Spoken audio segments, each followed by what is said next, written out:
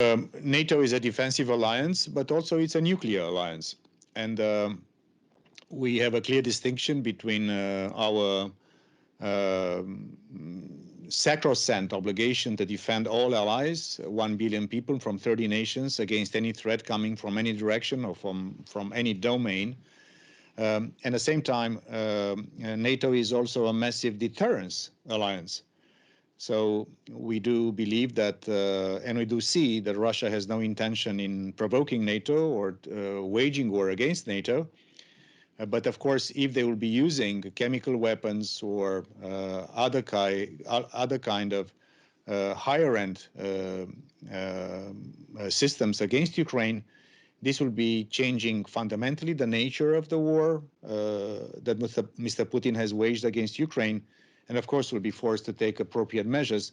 I'm not in the position to indicate exactly what NATO would do, but I can guarantee that NATO is ready to respond proportionally and accordingly to the situation that would eventually occur. We hope this will not occur, and we hope that Mr. Putin will not go even further down the road of war crimes and even more devastation against a sovereign nation. This is already this is the original plan of Mr. Putin when he waged war against Ukraine. And NATO has said publicly, and we unveiled some of our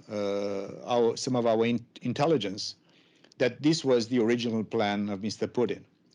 But for reasons that are interesting to observe, a total miscalculation of the situation on the ground. Both the spirit of Ukrainian people. Mr. Putin probably believed in his own post-imperial fantasies, believing that Ukrainians will welcome them with open arms. And in fact, they got very fierce resistance. Secondly, this was a very poorly planned and executed military campaign. So the Russian forces are not numerous enough in quantity, in quality, and in the kind of needs they have in order to occupy a country which is the largest country in terms of territory in Europe, 44 million people and a huge territory. So that was also a massive miscalculation. And probably the most important miscalculation was the bravery of the Ukrainian army and also the unity of the political West.